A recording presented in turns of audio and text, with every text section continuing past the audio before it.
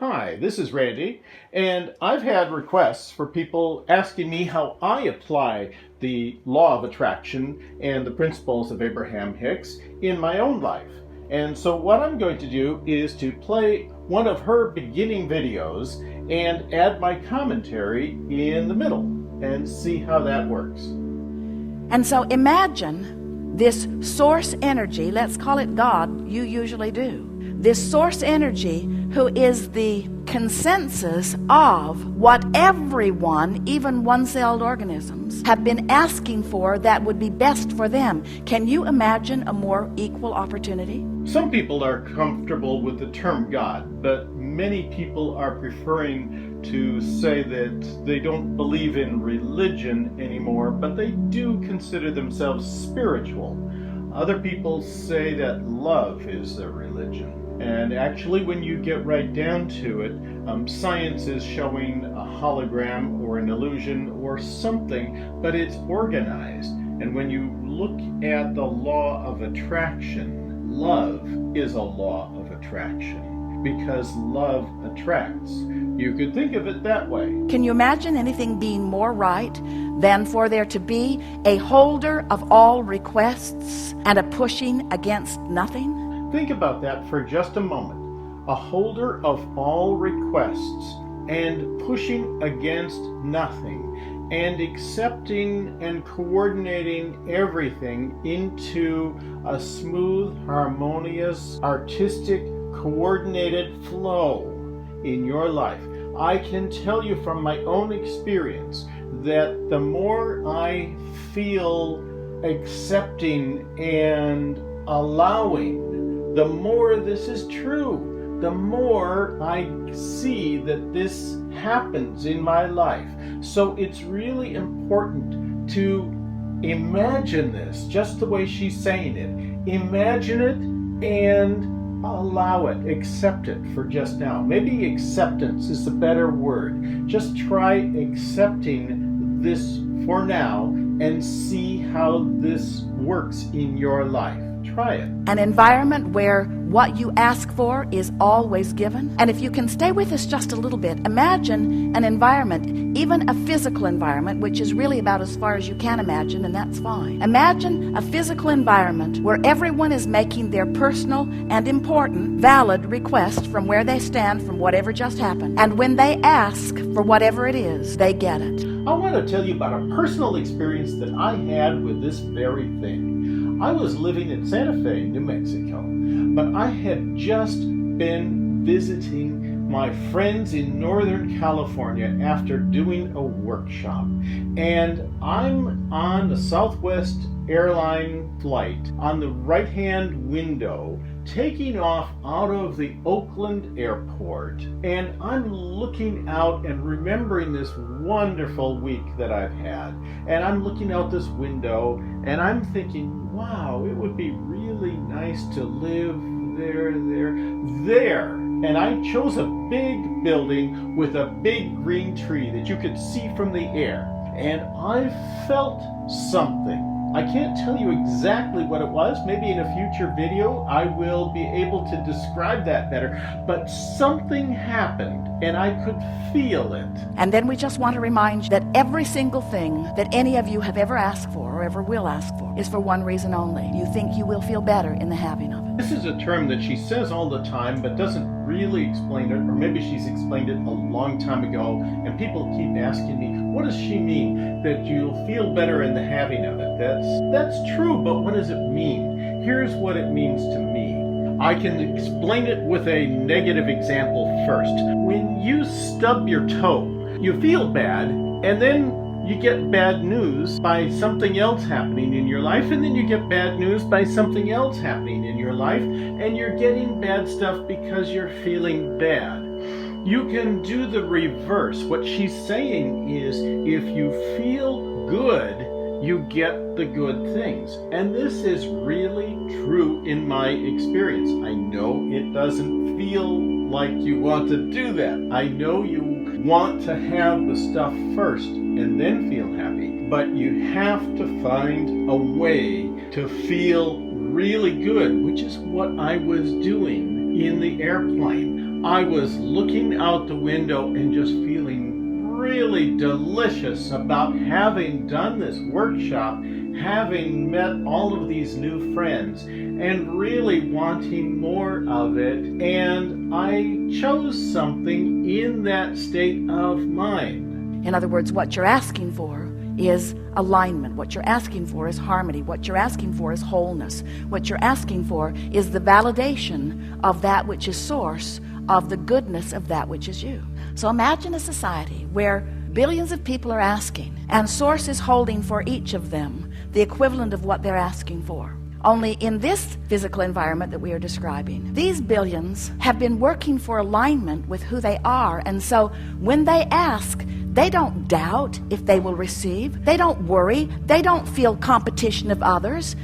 What's important right now is that I want to tell you that once I had made that request, I let it go. I didn't think about it again. I completely forgot that I had said that. They don't squabble over resources. They don't push against others. They don't try to make others wrong so that they can be right. They just ask and receive. In my experience, what she's saying is you need to make a very happy, clear request. And once you've made the request, you need to move on in the knowing that this will come into your life. You need to be very clear, very clean, and then move on. Don't focus on it. Don't think about it. Know that it is on its way. And we want you to step back far enough with us to understand that no matter how it looks to you in any moment in time, that's really what's going on.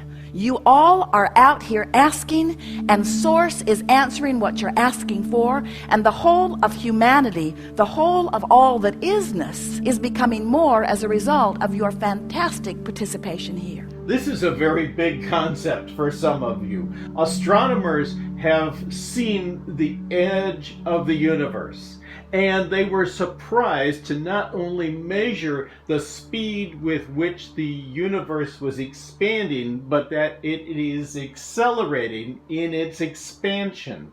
We are literally making our world and making it better and making it faster. The reason that we are here talking with you is because you've summoned us, but we're not here to try to get you to change what you're asking for. We just want you to understand the process. We just want you to understand the valid platform on which you stand and the perfection of this environment as it exists. I want to tell on myself just a little bit. Last year, I was not happy. And the more I complained about it, the more unhappy I got, and the more things I found to complain about. And this was the greatest gift I could have been given, because I came to the clear perception that I create my own reality, and I decided to change it. And I started appreciating the one or two things I could find to appreciate. And what happened was that the more I found things to appreciate, the more things I found to appreciate, and the better they got. We just want you to understand that everything is working out just the way we all knew it would, and that as the contrast inspires you to the new request, that future generations will benefit by the new requests that you are putting there.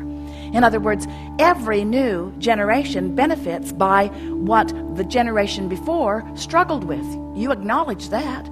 We just want you to understand that you don't have to croak or be the new generation in order to experience the benefit. You get to ask, and you get to be the receiver of what you've been asking for, but you've got to understand how this game is played. You've got to understand the laws of the universe. You've got to understand the two vibrational aspects of you. You've got to be willing to move in the direction of what you want and no longer continue to beat the drum of what caused you to ask for it to begin with. In other words, when you are struggling with money, you're asking all day, all day, all day, all day, all day, all day for more money. But as you continue to beat the drum of, I don't have enough, and it's not fair that he's got too much, and somebody should do something about it, and it's not being evenly proportioned, and there are too many people that are taking too big of a slice of the pie, and there are not enough of us getting enough pieces of the pie, as you are beating those drums, you are depriving yourself of the vibrational attitude that is necessary for you to get what you've been asking for. This is important.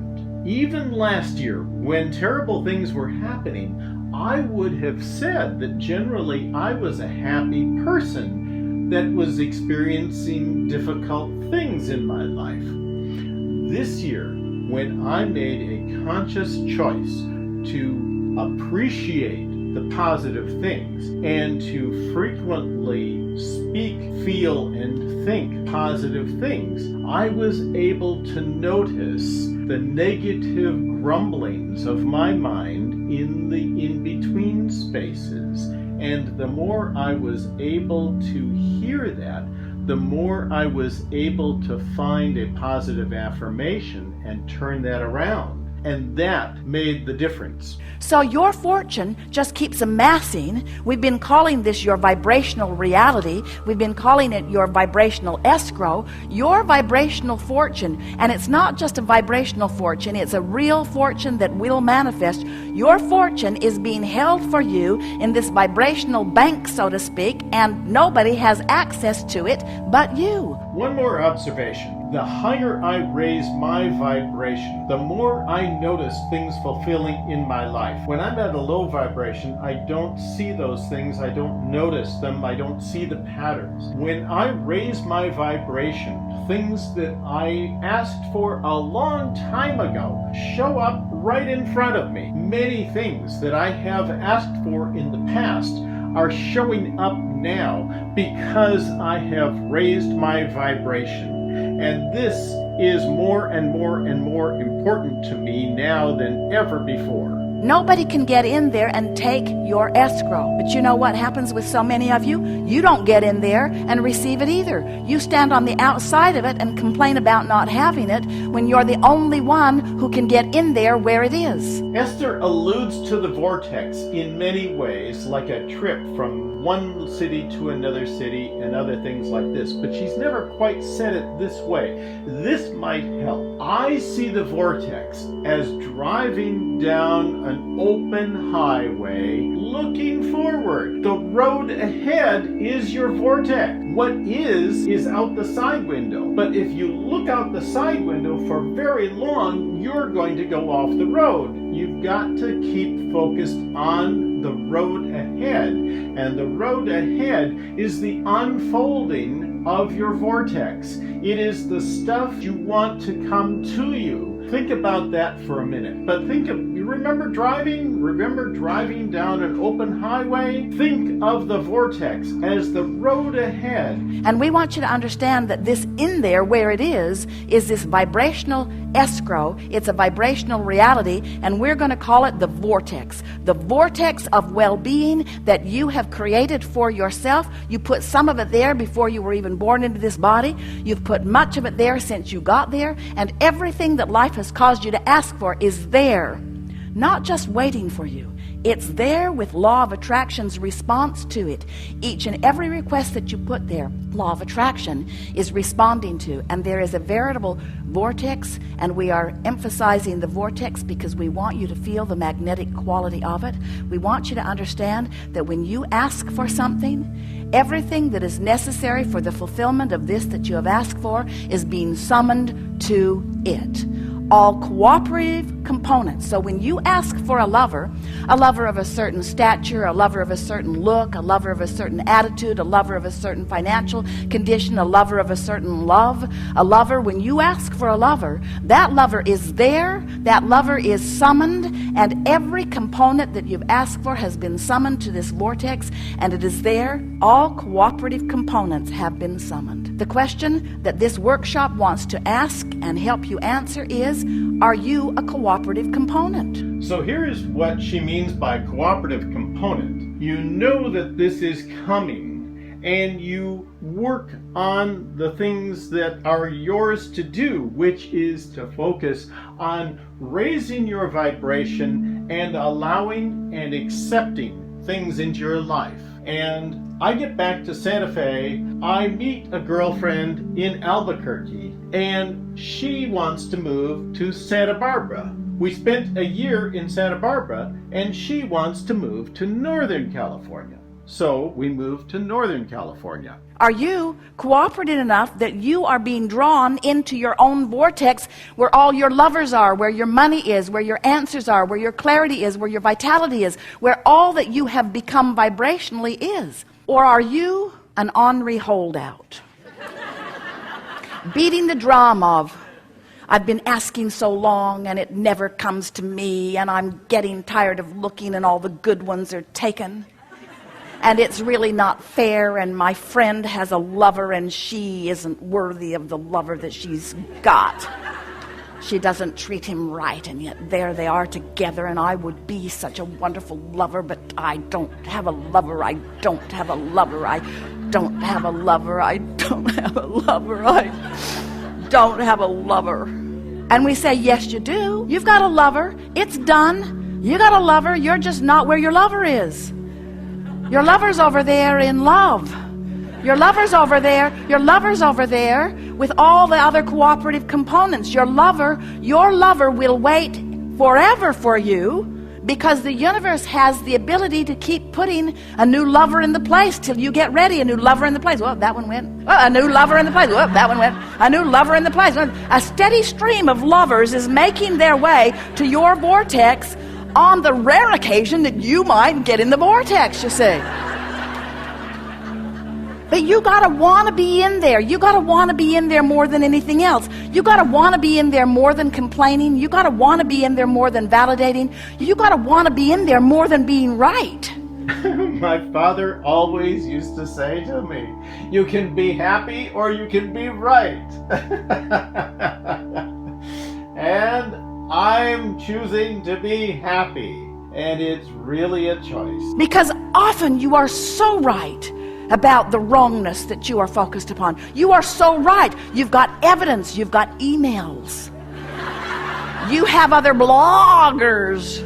You have evidence of the wrongdoing that you are using as your justification not to go in the vortex. Another way to see the vortex is to go up in a hot air balloon or walk up a mountainside and look at the city where you live and see it from a distance. Or even just listen to that song, that old song.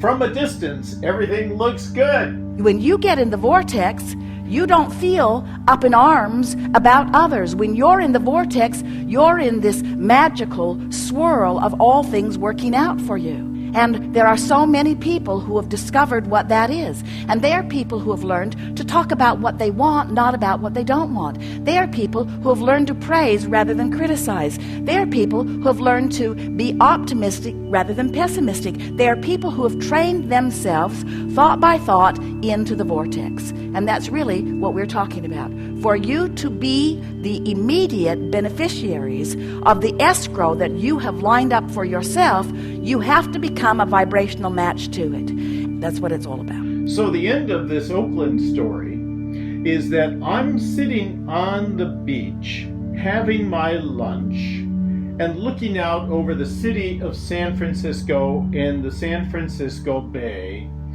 and a plane takes off from the Oakland airport and goes right up into the sky in front of me, and it hits me. I am living in the very building that I chose from the air. Not one like it, the very same building, just like in The Secret. And that's how it works. I'm living in the building that I chose from the air. So my question for you is, was this helpful? Do you have questions? Do you have comments? Would you want to know more? I can share more from my own experience with you. Please put your comments and questions into the comment section below, and I will be delighted to share more from my own personal experience or to answer your questions if I can. Thanks for watching.